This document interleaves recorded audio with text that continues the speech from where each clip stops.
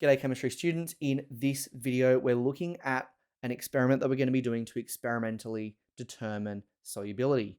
Now, this experiment isn't directly linked to any of the content dot points. However, it's still related to the inquiry question for this section in 5.4, which is all about solubility, solubility curves, and then its application quantitatively when we start looking at QSP. So these kinds of experiments will allow us to engage with our understanding of what solubility is, what it looks like, its temperature dependence, and we're going to be able to do some quantitative activities with it as well. Let's get into it. First off, we've seen these solubility curves before. We're looking to be able to make one. To have one of these curves, what you need to do is find the solubility of each of these substances at particular temperatures. And as they change, you can get a plot and end up trying to join them up as a curve of best fit. Now you'll see that some solubilities seem to have a linear relationship, that they increase and decrease at the same rate the entire time, where others in comparison are curves. So generally speaking, we'll be asking for a curve of best fit. Possibly though, you might be expressing solubility as a line of best fit, depending on what your temperature ranges are when you're doing your measurements, as well as, I guess, the shape of the plots that you end up putting up. So when we are doing our experiment, we're going to be having a heat source underneath a tripod, in other words, a Bunsen burner, with a beaker of water. Now, a thermometer is going to be suspended in this water to keep track of the temperature of the solution.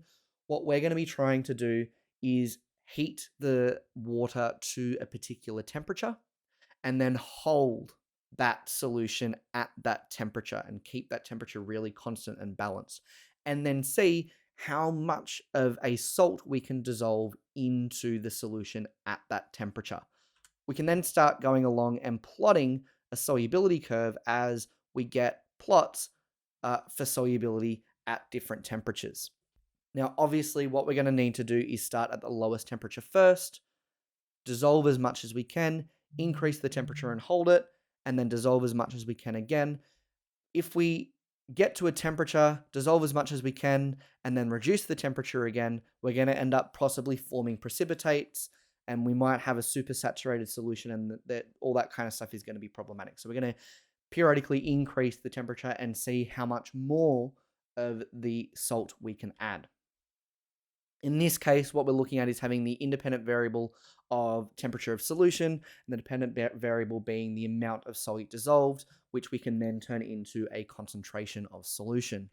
What I want you to be thinking about before we get into doing this practical activity is start to consider what things we need to control during the investigation to get the most reliable, valid, accurate results possible.